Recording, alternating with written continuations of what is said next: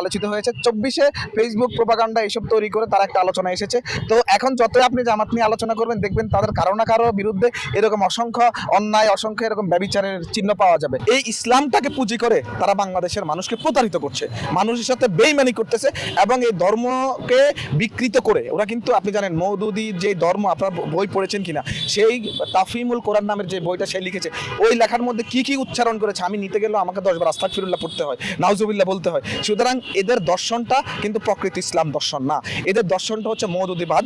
এদের দর্শন কিন্তু আল্লাহ রাব্বুল আলামিন এবং রাসূলুল্লাহ সাল্লাল্লাহু আলাইহি সাল্লামের নামকে বিক্রি করে রাজনীতি করা। এদের দর্শনটাতে মওদুদিবাদ আছে এবং আপনি দেখবেন জামাতের যে কার্যক্রমগুলো আছে সেই কার্যক্রমগুলো ম্যাক্সিমাম সমালোচিত হয়।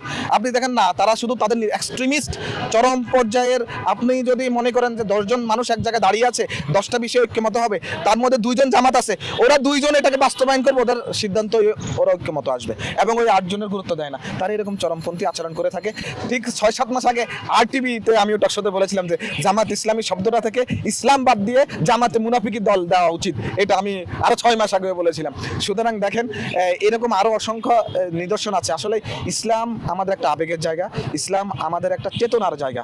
আমরা মুসলিম হিসেবে যেই ধর্ম পালন করুক, কিন্তু আমরা যারা মুসলিম আছি আমাদের প্রতিটি মানুষের ইমোশনটা পরকালের প্রতি আছে।